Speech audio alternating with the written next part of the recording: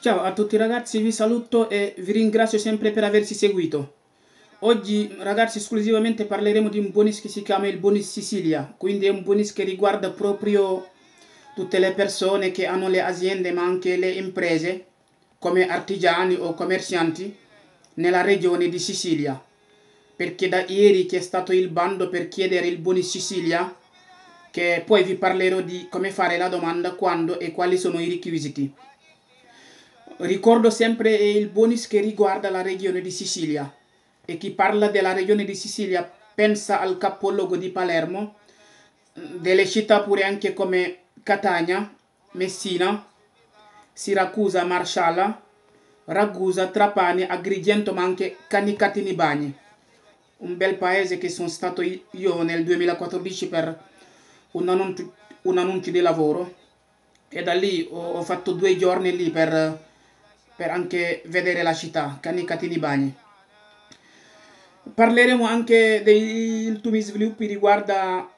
il reddito di emergenza, ma anche il reddito di cittadinanza. Poi per finire parleremo dei cambiamenti che c'è stato col codice PIN, IMSS e lo SPID.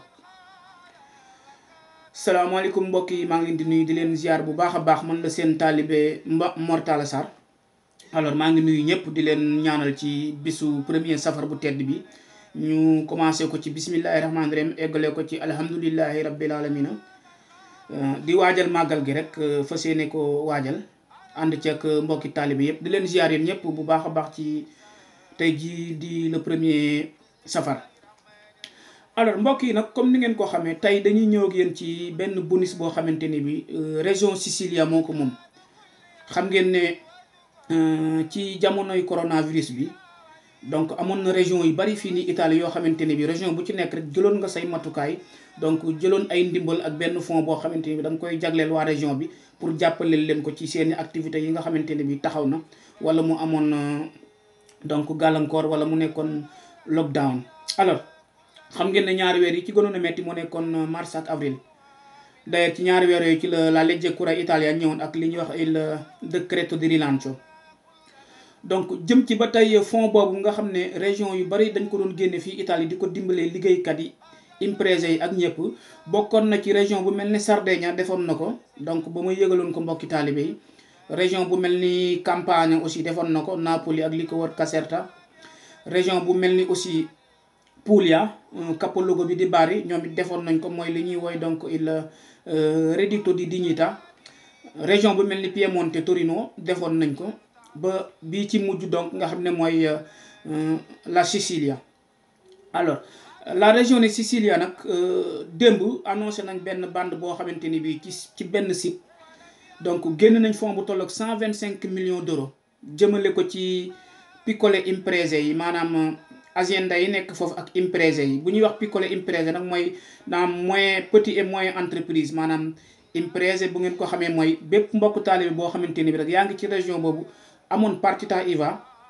moo xam nga nekk artisan wala nga nekk commerçant rek di jaay, yor sa négoce wala sa bancarel wala leneen rek, yow yaa ngi ci catégorie bu ñuy woowee impresa. dès l'instant que rek ngay liggéey ak sa partita IVA rek, donc inscrire ci caméra de commerce bi rek, donc li nga yor yow impresa la. moo xam mu nekk impresa physique boo xamante ni bi yow yaay exercer métier mi, maanaam yaa nekk ci boutique bi di jaay, wala nga yor sa bancarel wala nga dem di lal di jaay, wala nga am ñaar ñoo fa jël ba ñett wala ñeent. lu mu ci mën di doon rek impresa la, ndax yaa ngi liggéey partita IVA di fay taxes yi. donc région Sicilia moo génne budget boobu toll ci 125 millions d'euros jëmale ko ci imprese yi ak piccole imprese yi ak azienda yi nga xamante ni ñoom la ñuy woy donc service alberghiero ak industriale, artisan yi ak commerçant yi. alors fonds boobu nag dinañ ko répartir de 5 000 euros à 6 000 euros jëm ci somme boo xamante ne bi dinañ leen ko jox, ñoom dinañ ko mën a laaj ginnaaw bi ñu amee réquisites yi rek pour mën koo laaj mu doon bonus bu ñu leen di verser pour dimbale leen donc ci coronavirus bi. alors ñu fàttali ne fonds boobu mën nañ ko tudde lu ñuy woowee donc il contributo a fondo perduto, donc fonds la boo xamante ne bi pratiquement du doon looy restituer, maanaam doo ko delloo. ndimbal la boo xamante ni boo amee réquisites yi rek donc am li ñuy laaj, mën nga def demande bi, bu ko defee dinañ la ko octroyer incha allah rabbi. donc kon mbokki sénégalais yi nekk province maanaam région Sicilia, Palermo, Siracusa, Trapani, Ragusa, Marsala, Agrigento, Canicattini, Bagni dëkk yu ko wër yooyu yëpp rek te bokk ci région Sicilia bu ñu amee impresa foofu rek di yëngutu am nañ droit donc laaj bonus boobu noonu. dinañ leen leeral donc réquisites yi lan ak lan la. alors région Sicilia moo ngi xam ne képp koo xamante ni bi rek bëgg nga laaj bonus boobu noonu te nga bokk ci li ñuy wooyee micro imprese, maanaam nga yor partita IVA moo xam di jaay sa banquerel wala ngay lal wala dara te amoo lu mat ëpp 10 opéra yi maanaam même boo amul sax opéra yi donc na nekk imprese rek yow ngay liggéeyal sa bopp wala boo jëlee sax ay opéra yi ba tey loolu lépp baax na mais daal yéen lañ ko jagleel. alors loolu it ñu ngi ciy xam ne réquisites bi ci gën a important mooy na fekk rek yow sa bilan maanaam sa facturation ci at bi rek bu mu passé 2 millions d'euros. loolu donc yaakaar naa mbokk yu bare bari nekk foofu yor ay imprese te mbir yi teguwu ci yoon dinañ ko war a mën. alors leneen li ñu ci dolli mooy siège légal wala siège opératif bi donc na nekk dans la région de Sicilia fu mu nekk ci dëkk bu nekk Sicilia rek baax na mais siège légal bi maanaam fi nga xamante ni yow fi ngay exercer say activité fi imprese bi dëkk na bu mu génn région Sicilia donc te na nekk activité yoo xamante ni bi donc depuis le 31 décembre 2019 fekkoon na mu démarré donc ci date boobu noonu démarré woon nga ko ci li commencé le 31 décembre 2019 fekkoon na activité yooyu nga démarré ko. donc leneen li ci teguwaat it mooy na fekk it bu fekkente ni bi ci jamonoy coronavirus bi say activité dafa taxawoon wala mu suspendre wala sa facturation wàññeeku woon lu baree bari jëm ci weeru mars ak avril 2020 ginnaaw bi nga xamante ni bi lockdown bi am na te ñu tëjoon activité yu bari. leneen li ciy topp ba tey it mooy yow na nga doon koo xamante ni bi région Sicilia nga am résidence fa nga dëkk waaw loolu mooy réquisites yi nga xamante ni bi limal naa leen ko moom lañ ciy laaj. alors ñu fàttali na rek contributo a fondo perduto la boo xamante ni donc boo amee réquisites yooyu rek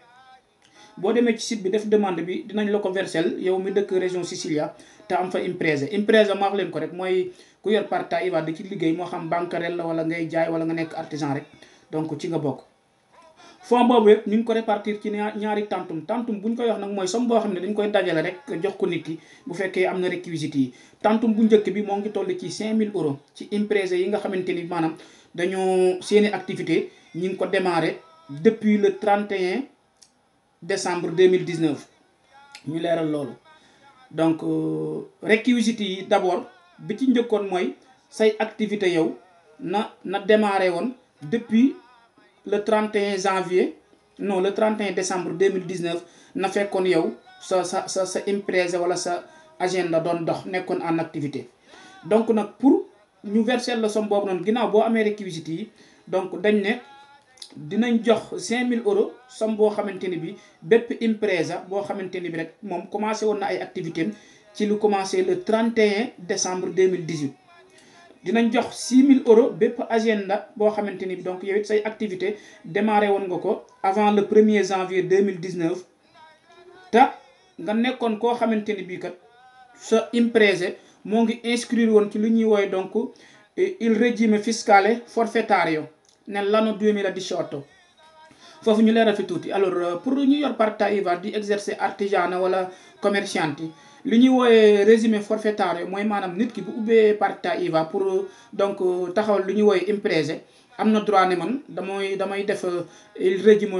régime forfaitario maanaam loolu dinañ la wàññil donc ay taxes lu tollook 5 ans ci imposta yi maanaam lu tollook 5%. bu ko defee donc ay agevolation lay doon loolu la ñuy wooyee il régime forfaitario donc bokkut ak imprese boo xamante ni donc régime ordinario la noonu la ko décret bi loi bi indee. alors ñu xam le ne ba tey ñu leeralaat ko ba mu gën a leer rek donc képp koo xamante ni bi sa activité maanaam imprese la wala agenda wala lu mu mën di doon rek te nekk ci région Sicilia démarré woon nga ko à partir du 1er janvier 2019 te démarré woon nga ko waaw à partir du 1er janvier 2019 et que ci 2018 bi yow fekkoon na sa partita IVA bi nga koy ubbi mu nekkoon na il régime forfaitario maanaam année 2018 bi imposté yi nekkoon régime forfaitario.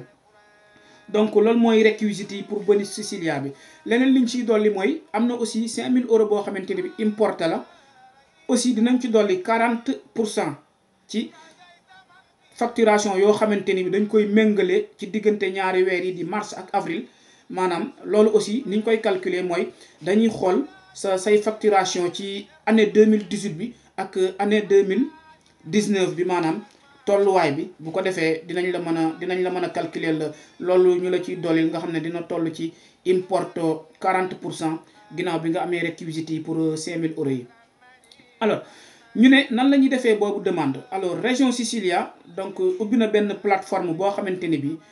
c'est nécessaire pour bépp mbokku taalibe bu dëkk Sicile bëgg a def demande bi il faut nga am lu ñuy wooy SPID. SPID xam ngeen ne moom mooy il système pubblico per l'identità digitale nga xam ne pratiquement léegi dafa bokk ci système bi bépp demande bu waaye di def donc il faut nga am lu ñuy wooy SPID. alors boo amee SPID boobu ba pare da ngay dugg ci site bi surtout comme région ne Sicilia site bi moo ngi nekk https://Sicilia.regione.Sicilia boo duggee foofu rek di nga mën a précompiler sa demande. précompiler nag bu ñu koy wax boo duggee foofu di nga fa fekk module boo xamante ni bi donc da nga koy compiler say date et tout loolu it yaa ngi koy mën a def ci li commencé le 21 septembre 2020. donc bien vrai que lancé nañ bande bi depuis démb pour xam ne bonus boobu am na Sicilia mais pour nga compiler module boobu noonu da ngay bàyyi ba le 21 septembre 2020 dinaa leen bindal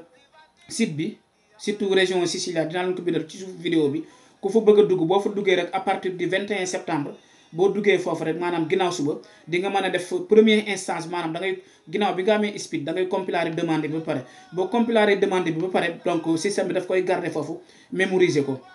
soo paree donc demande boobu nga compiler da ngay bàyyi ba le 5 octobre nga duggaat ci même site bi ak sa SPID nga envoyé ko donc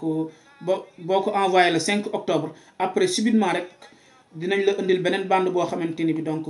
daf lay laaj nga dugal sa IBAN ak yeneen dates yi pour ñu mën la verser somme boobu. donc képp ku ko mën a defal sa bopp mën nga ko defal sa bopp ku ko mënut a defal sa bopp it boo demee ci patronato yi wala CAF yi wala ñi nekk foofu région Sicilia rek dinañ leen ci dimbale bu baax a baax defal leen ko. donc ngeen jàpp ne daal li ci gën a am solo daal mooy seede bi imprese bi na nekk Sicilia nga am résidence ci biir région Sicilia dëkk bu mu mën di doon rek te activités yi nga ko doon exercer te nga subiroon lu ñuy wooyee maanaam suspension say facturation wàññeeku woon jëm ci lockdown bi ak donc nga am SPID. alors loolu mooy li gën a important ci bonus région Sicilia boobu. alors leneen liñ ci dolli lenn la rek mooy képp koo xamante ne bi mënoo def demande bi boo jegee ay mbokk yu nekk foofu wala ay commercialistes yi wala nga dem ci CAF yi wala ci jeel yi rek ñoom dinañ la defal lépp. mais li gën a am solo daal mooy képp ku am réquisites yi rek da ngay bàyyi ba le 21 septembre bii di ñëw nga dugg ci site bi ak sa SPID nag ngay duggee boo amee SPID ku amul SPID donc mën nga gaaw nga dem wuti ko parce que SPID dong lañ mën a defee demande bi. donc bu ko defee nga précompiler loolu say dates yi ak lépp dugal fa li ñu lay laaj bu ko defee système bi daf koy enregistrer garder ko foofu. donc à partir du 5 octobre boo duggee foofu nga bës pourcentage bi ñu bind invio pour envoyer demande bi mu dem bu ko defee demande bi dem après 3e étape bi nga soog a laaj donc bonus boobu ginnaaw bi nga dugalee say IBAN ak say coordonnées bu ko defee donc ñu mën la fay demande boobu. loolu moo nekkoon li jëm ci bonus Sicilia nga xam ne mbokki taalibe yi nekk Sicile. donc buñ dégloo vidéo bu baax rek ku ci nekk di nga mën a xam exact ñi fa yor imprese maanaam partita IVA di liggéey artisan wala commerçante rek dinañ mën a xam exact moom nan la ñuy def ba laaj bonus boobu. alors ñu jeexale ak li ñuy woowe il reddito di cittadinanza ñu xam ne bëri na ay mbokki taalibe yu bëri yu ma ciy laaj. pourquoi parce que alors mois bi dañ lay fay 600 wala ñu fay la 700 alors mois bi affaire yi wàññeeku trop xam ngeen ne am na sax ñuy jël 50 euros wala 100 euros. loolu nag dinaa ci leeral mbokki taalibe li koy waral mooy day am ay changement yoo xamante ni bi day ñëw ci reddito di cittadinanza bi te nit ki du ci bàyyi xel. d'abord loi bi def ne reddito di cittadinanza képp ku koy jël te ci diggante bi nga am liggéey li nga war a njëkk a def mooy d'abord dangaa war a dem nga signaler loolu liggéey boobu da nga koy signaler INPS. donc ni nga koy signaler mooy am na benn modulo bu ñuy wooyee donc SCR 181 moom ngay compiler envoyé ko INPS xamal ne ko ne man kat am naa contrat nangam sangam 1 mois 2 mois bu ko defee variation yi ci war rek INPS moom moo koy def pour xoolaat aussi calcul yi nan lay demee. donc loolu mooy li gën a nécessaire képp ku koy jël te am liggéey rek donc par force aussi somme bi day changer donc du tolloog ni nga ko bëggee woon. somme bi aussi dina changer ci képp koo xamante ne bi nucléo familiare bi nga bokk dafa am ay changement ci nit ki maanaam am ñu fa commencé di liggéey mbaa am ñu fa am rédito donc la nga doon jot duutoo mën a jot lu ñu toll ndax rédito nucléo familiare bi donc am na changement IGE bi am na changement. li gën a am solo ba tey ci rédito di cittadinanza mooy dañuy calculer ñaari at yi mujj yi say rédito maanaam IGE bi ñaari at yi mujj yi donc à partir de 2018 ci la ñuy xool même bu fekkee da nga am IGE 0 IMS aussi dinañ xool ba xam yow miy laaj rédito di cittadinanza maanaam ci diggante ñaari at yooyu noonu 2018 ba 2020 nekkoon nga fi désoccupato wala amoon nga fi ay rédito donc loolu aussi dina bokk ci variation yiy tax donc somme bi IMS di ko calculer des fois muy yéeg des fois muy wàcc loolu aussi bokk na ci. ñi nga xamante ni bi daal ñoom ñoo gën a am chance pour léeg-léeg muy yéeg bokk na ci famille yi nga xamante ni bi donc nucléo familiare bi dañoo xaw a bari te amuñu benn rédito ba pare di fay affitto wala ñuy fay kër goo xamante ni bi donc muutu wala ñooñu aussi peut-être dinañ coût bi dina gën a yokk ci ñoom. loolu aussi ma xamal ko mbokki taalibe bi mais li ci gën a am solo daal variation yu ci mën di am daal mooy ci IGE bi parce que IGE bi aussi xam nga ne calcul yi ñu ci def mooy à partir des rédito la nucléo familiare bu amee ñi ci bokk rédito yi changé am ñu am liggéey donc loolu lépp donc day changé paiement bi mën na ko gën a wàññil. ok ñu xam leen ne ba tey ne reddito di cittadinanza xam ngeen ne weer bii nii septembre ñu bëree bëri defoon demande bi mars 2019 dañ koy jeexal ñoo ngi xaar ba tey IMS ci benn circulaire pour mu leeral exact nañ la ñuy defee demande boobu pour ñu yokkalaat ko mbokki taalibe yi yeneen 18 mois loolu aussi waxoon nañ leen ko ci vidéo yee ñu passé. alors fi ñuy jeexale mooy bonus agosto yi indi woon 1000 euros bi ci stagionale yi ak incaricate alle vendite ak porte à porte ak ñu yoroon contratto intermittente donc IMS nee na alors paiement yi au plus tard dina commencé am ci fine septembre bi ba méta octobre loolu IMS moo ko xamle. alors ñu xamle ne it ba tey lu ñuy wooyee SPID xam ngeen ne IMS xamle woon ne donc pile IMS bi duutut exister à partir du 1er octobre duutut exister donc day jóge ci pile IMS jàll ci SPID nag moom mooy système bu bees bi nga xamante ne bi moom moo séq donc il pubblico amministrazione ñu koy wax donc il sistema pubblico per l'identità digitale donc moom moo lay permettre léegi ngay am accès ci lu mel ni office postale anagrafe maanaam commune yi wala donc agenzia alle entrate wala donc IMS wala lu ñuy woowe donc il ministero dell'interno donc ba tey ci loolu IMS moo ngi xam ne à partir du mois de mars 2021 système bi léegi c'est global léegi SPID léegi c'est partout donc système bi doon donc obligatoire la pour ñëpp am ko ngir mën a dugg ci plateforme yooyu. fi ñuy jeexale mooy voucher 500 euro per internet tablette xam ngeen ne loi bu génnoon la mooy bonus 500 euros yi jëm ci PC internet ak tablette donc fin du mois bii nii incha allah dinañ lancer procédure bi pour nañ la ñuy defee demande yi ak kan moo mën a def demande yi. alors mbokk yi ñoo ngi jégalu loolu moo gënoon a fis ci vidéo bi ñu doon indil tey ñi leen di sant yéen ñëpp di leen gërëm seen mbokk taalibe Mor Talla Sarr jërë ngeen jëf.